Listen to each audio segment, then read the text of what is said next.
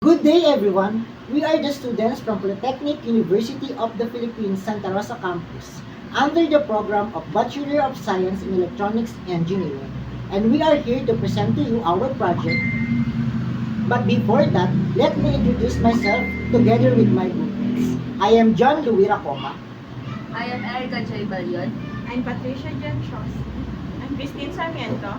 I'm Angilyn Mae Reyes. And I'm Daryl T. Arcega. And we are here to discuss to you our project entitled Development of Smart Metering and Home Automation Solution with the use of Node MCU ESP8266. To begin with, our abstract of the study presents a smart metering and home automation solution that utilizes the ESP8266 microcontroller for real-time energy monitoring and control. It incorporates the GSM SIM 800L module for notification and the MAX 471 for sensor readings. The system allows user to optimize energy usage, remotely control home devices, and promotes energy efficiency. So for the next part, the background of the study, the demand for efficient energy management and home automation has driven the development of smart metering and home automation solutions. So for that, the Node MCU ESP8266 is a cost-effective and versatile platform for implementing these systems, providing real-time insights into energy consumption, patterns, and convenient control over home devices. So according to Gupta and Jaswal in an article from the year 2021, they propose that the Internet of Things, or IoT, is a growing network of objects that can share information and perform tasks autonomously. And lastly, from Sios-e et al., from an article from 2018, they highlight the versatility and popularity of IoT-based home automation systems, and these systems interconnect household appliances, enabling autonomous functioning and eliminating the need for human intervention.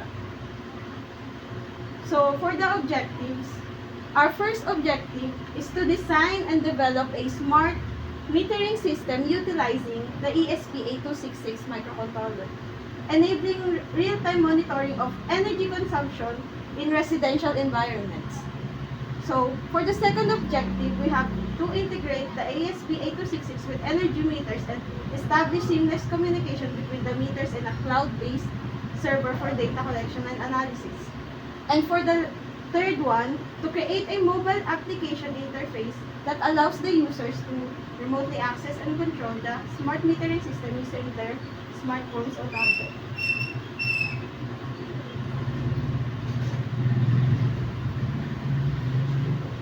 So, our next objective, it is to implement automated notifications and alerts within the mobile app through SMS, informing users about energy consumption.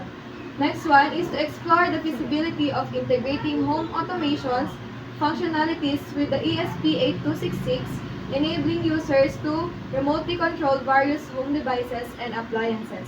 And last, to investigate the use of machine learning algorithms in the smart metering and home automation solution to learn user preferences, optimize energy consumption, and provide personalized recommendations.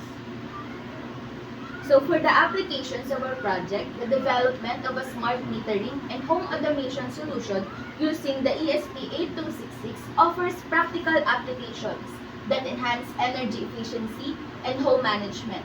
Users can monitor real-time energy consumption, optimize usage patterns, and reduce waste. Remote control of home devices through a mobile app enhances convenience and security. Detailed insights on energy consumption enable informed decisions and adoption of energy-saving practices. So real-time notifications ensure prompt action and peace of mind. The scalable and cost-effective solution promotes sustainability with personalized and user-friendly experience.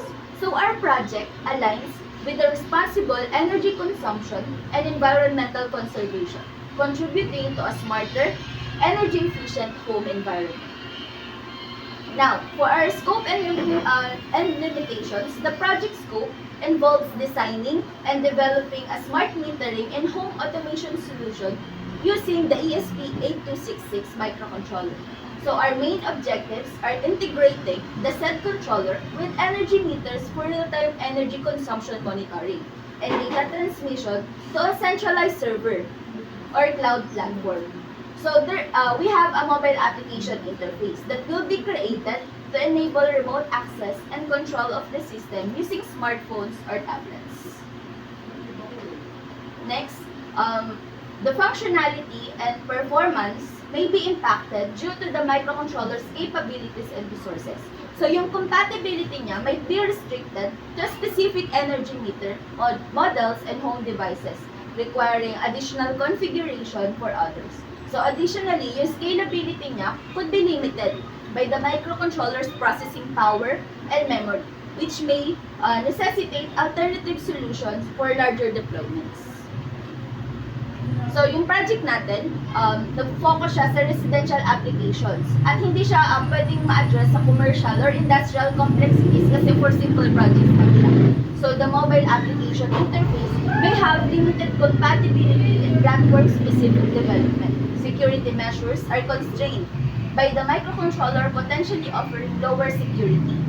So, performance relies on network stability and reliability. For our mainframe, we have this IPO figure. For the input, we have three inputs, the software, hardware, and the preferences. For the software, we use Arduino IDE and the Blink. For the hardware, we use the Arduino Uno as our main microcontroller, Node MCU ESP8266 as our Wi-Fi connection, and MAX471 para mag-read ng voltage and current. Then yung 8 relay module is para mapagana yung mga LED or yung mga appliances dun sa bahay. Yung GSM SIM 800L is for SMS notifications, and yung miniature house is yung mismong sa bahay. For the preferences, we have the threshold. For the process, first is mag-upload nung program dun sa Node MCU ESP8266. Then, once na mag-upload siya, kailangan is mag-online naman dun sa Blink. Dito papasok yung Blink integration of the system. Sa Blink, makakontrol naman yung mga appliances, whether i-on siya or i-off. Pagka naka-on siya, yung MAX471 naman is magkukuha siya ng data and nung voltage and nung current para ma-measure kung ano yung power consumption nung mismong system natin. Then, yung sa notification integration using GSM SIM 800L is, siya naman yung magsasend ng notification if malapit na sa threshold and if na-reach na yung threshold na sinet namin. For the output, ang goal is makapag-implement automated houses sending notifications when the energy consumption is almost at the threshold and to reduce the power consumption. For the definition of terms, first is smart metering. So smart metering refers to the use of advanced metering technology that enables the measurement and monitoring of energy consumption in a more accurate and automated manner. Compared to traditional metering, smart meters collect real-time data on energy usage and provide insights into consumption patterns. Next is home automation. We define home automation as an integration of technology and devices within a residential environment to automate and control various systems and appliances. It allows homeowners to remotely manage and control lighting, heating, ventilation, security systems, and other connected devices in their homes for convenience, comfort, and energy efficiency. Next is for the graphical user interface or GUI. The user interface refers to the graphical or visual interface that allows users to interact with the smart metering and home automation system. It provides a user-friendly way to users to monitor their energy consumption, control home automation devices, set preferences, and receive notification. User interfaces can be in the form of a web-based interface or a mobile application. Next is Internet of Things or IoT. We define IoT as the network of physical devices, vehicles, appliances, and other objects embedded with the sensors, software, and connectivity capabilities to exchange data, and interact with each other via the internet. In simple terms, it is the concept of connecting everyday objects to the internet, allowing them to collect and share data. Next is Blink. Blink is a popular Internet of Things or IoT platform that enables users to control and monitor their connected devices through a mobile application. It provides a user-friendly interface and a drag-and-drop style mobile application builder, allowing users to quickly create custom interfaces for their IoT projects without extensive programming knowledge.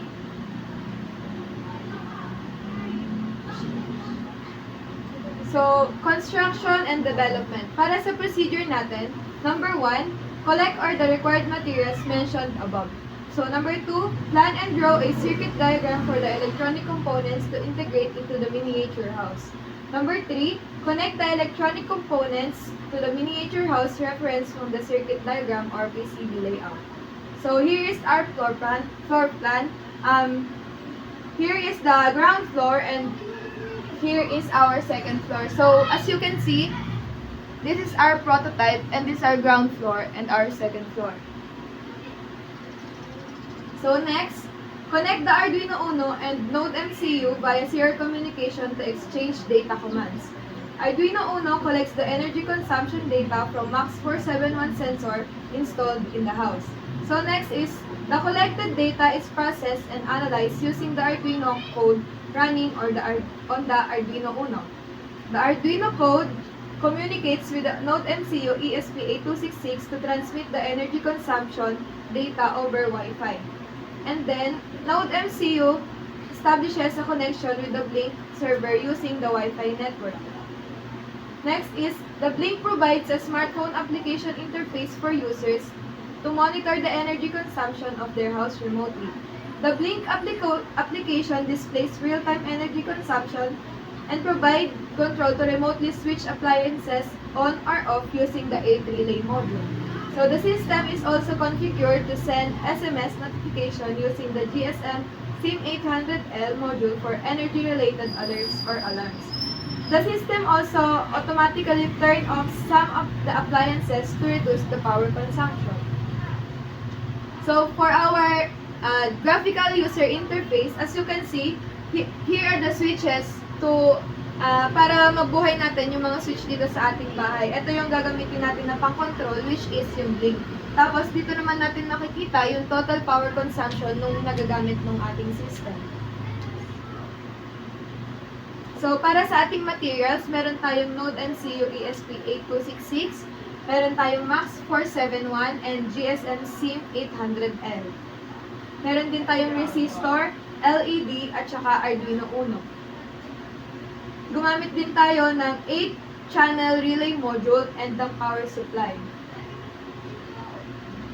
Tools and equipments used. So we use pliers, wire cutters, soldering iron, 3D printer, and our miniature house. For the schematic diagram, all LEDs are connected to the 8 relay module, and the connections of 8 relay module for inputting the signal is placed on the Node MCU. Then the SIM800L GSM module is connected to the Arduino. Then the MAX471 is also connected to the Arduino, and both module is connected to the power supply. So for the costing, sa mga nabanggit kanina na mga materials, it consumed a total of 2,752 pesos. So for our demonstration,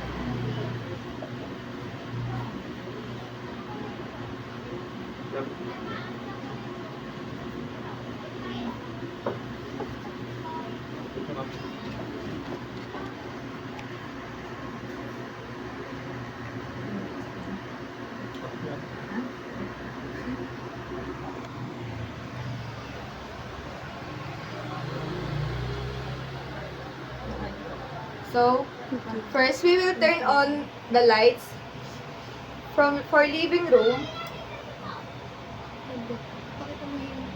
Lagay ko din sa back.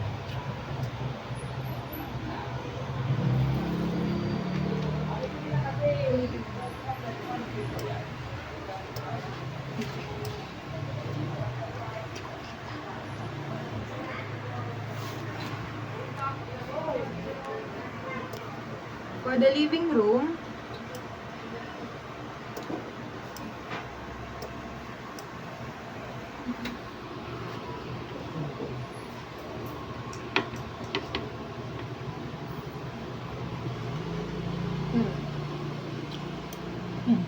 for the dining room, hallway, bedroom, comfort room, and then we will turn off for the ground floor. Punta naman tayo sa second floor, master's bedroom, guest room, hallway,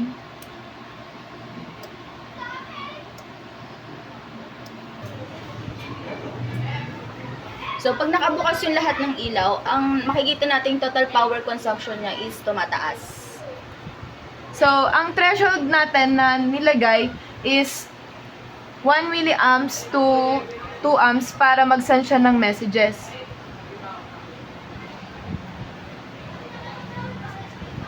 So, aantayin natin siya na magkaroon ng total power consumption na 1.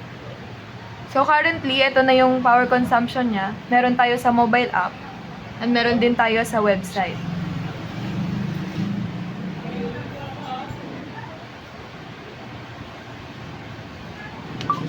Ayun.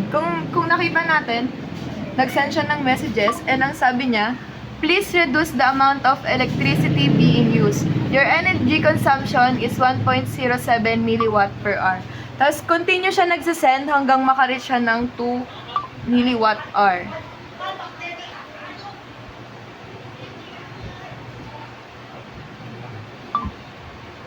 Ayun nga. As you can see, our total power consumption is at 2.47. So, our threshold is at 3 milliwatts per hour. So, if it reaches 3, some of the appliances will turn off. Ayan. Ay, turn off yung sa second. Nakita ba? Hindi. Hindi masyado. Hindi masyado.